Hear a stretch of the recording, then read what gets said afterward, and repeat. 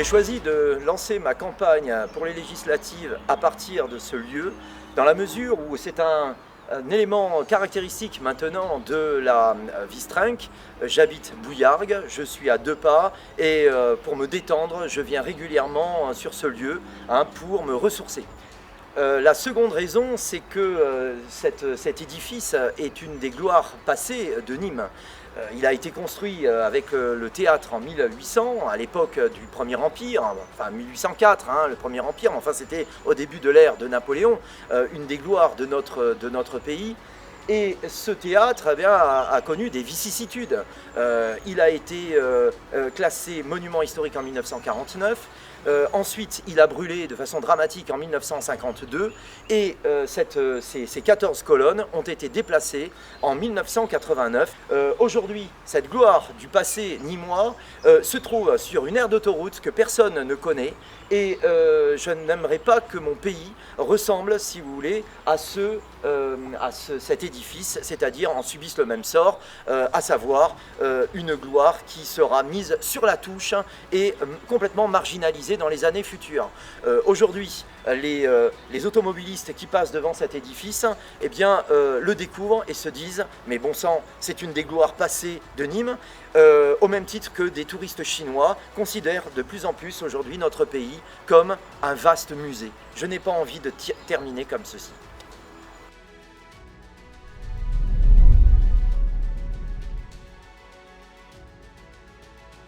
Je m'appelle Éric Cavaglia, j'ai 57 ans, je suis marié, j'ai 2 enfants.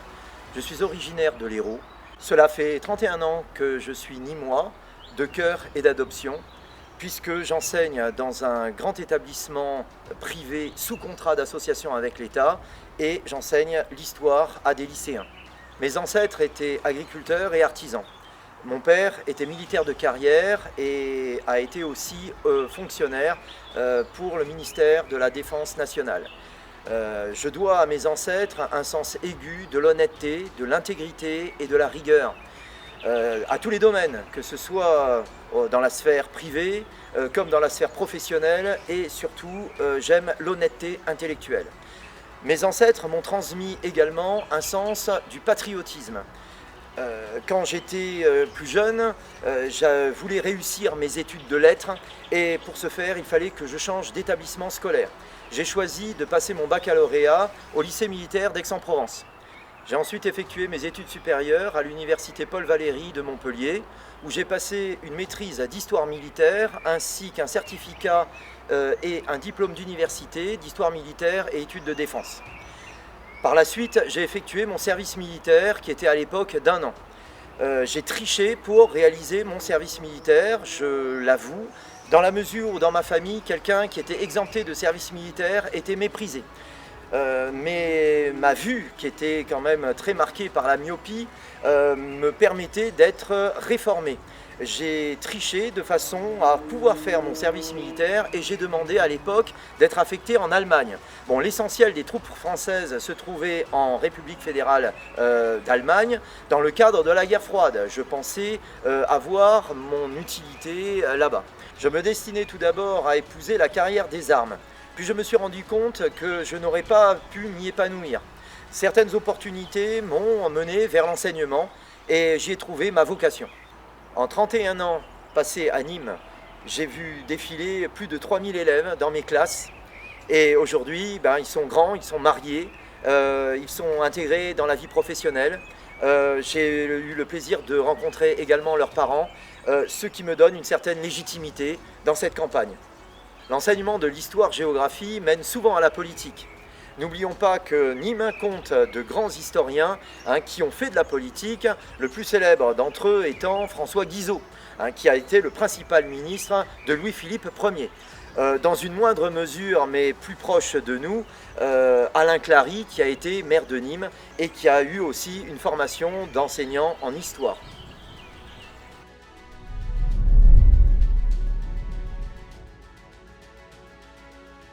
Mon parcours politique a été beaucoup plus long à se construire. Issu d'une famille de militaires, j'ai reçu une éducation républicaine solide. Mes parents étaient plutôt de centre droit.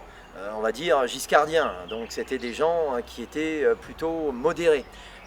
C'est-à-dire une droite avec une dimension sociale appuyée. Puis en 1989, j'ai effectué mes premiers remplacements. Cette année 1989 a été marquée par le bicentenaire de la Révolution française.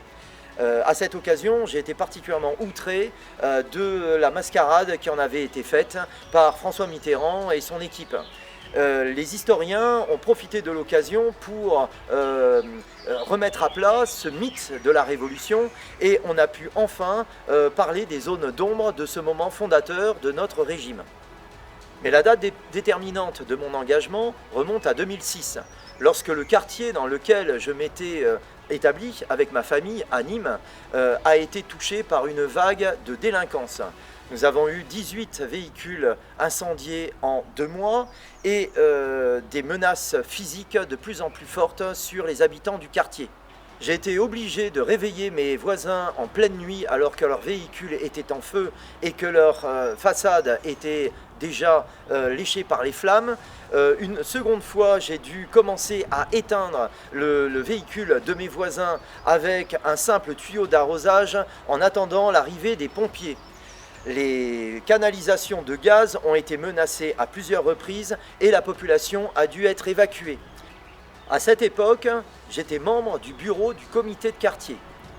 Pour résoudre les problèmes, nous avons eu affaire à des membres éminents de la municipalité de Nîmes qui sont encore en fonction et des membres de la communauté d'agglomération.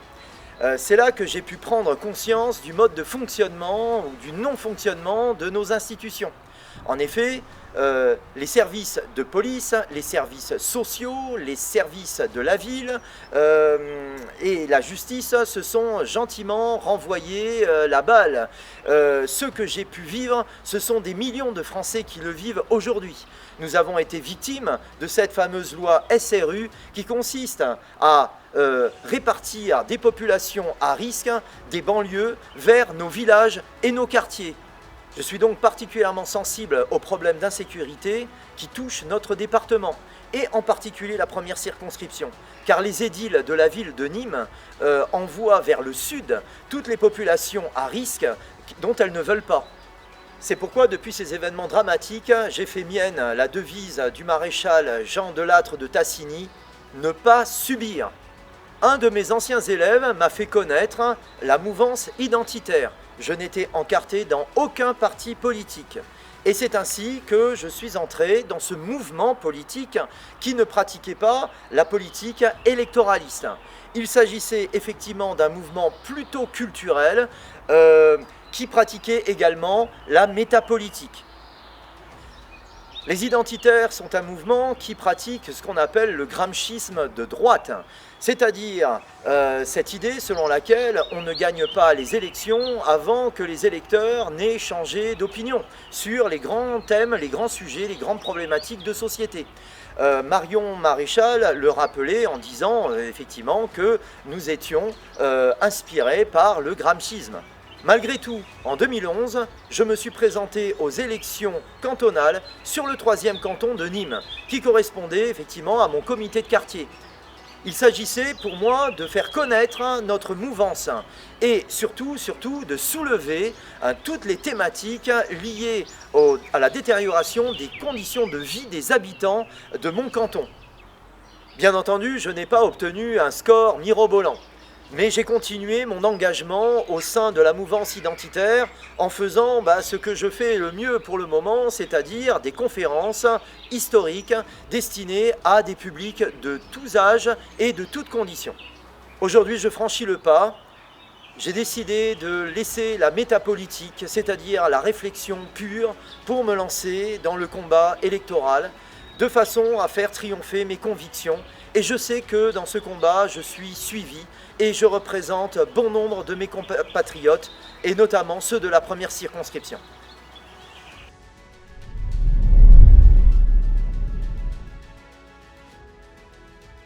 J'ai connu Éric Zemmour d'abord par ses livres, comme de très nombreux compatriotes. Je suis enseignant en histoire et il est certain que sa plume, ses connaissances, sa passion pour notre pays et pour notre histoire m'ont séduit. Je dois dire que je me suis inspiré pour certains de mes cours d'un certain nombre de ces références. Alors j'ai dans ma bibliothèque pas mal de ces livres, je ne les ai pas tous, mais enfin Le suicide français, Mélancolie française, Un quinquennat pour rien, voilà pour l'essentiel. À force de lire ces livres, je me suis rendu compte que nous faisions exactement les mêmes analyses quant au déclin de notre pays et aux solutions qu'il fallait absolument adopter pour mettre fin à ce déclin. Aussi, quand Éric Zemmour s'est lancé dans la politique, je me suis rendu compte que plusieurs points communs nous unissaient. D'abord le prénom, Éric, qui va redevenir à la mode. Ensuite, un amour passionné de l'histoire de notre pays, un amour chevillé au corps de notre patrie, et aussi cette notion fondamentale d'assimilation.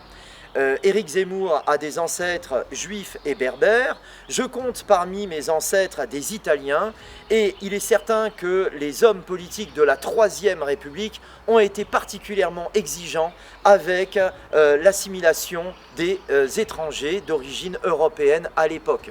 À la fin du XIXe siècle, les dirigeants de la Troisième République avaient instauré le droit du sang pour permettre aux enfants d'immigrés de s'assimiler dans notre République. Mes ancêtres en faisaient partie et on a dit à mes ancêtres, maintenant que vous êtes Français, vous devez vous comporter comme des Français et encore plus. Mes ancêtres ont pris au pied de la lettre les injonctions de la Troisième République. Je ne parle pas italien, toute ma vie est en France et aujourd'hui, eh bien, je me sens pleinement français. Je rappelle que de très nombreux Français ont des ancêtres polonais, espagnols, italiens, portugais. À l'époque, ils formaient une minorité invisible. Ils n'ont pas bénéficié de discrimination positive ou de passe-droit. Ils ont dû progresser grâce à leur mérite et au respect des lois de la République.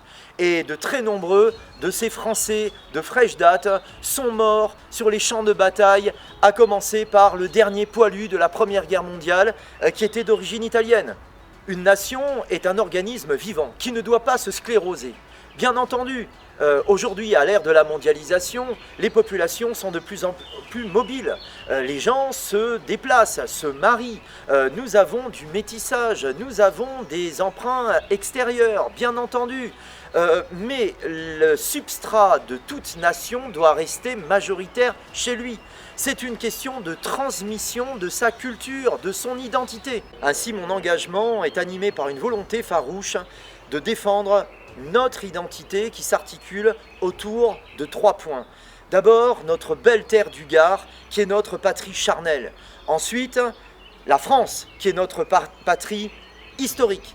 Et enfin, la préservation de l'Europe en tant que civilisation d'appartenance. Si vous m'accordez votre confiance et que vous partagez mes convictions, soyez sûr que sur les bancs de l'Assemblée, elles seront défendues.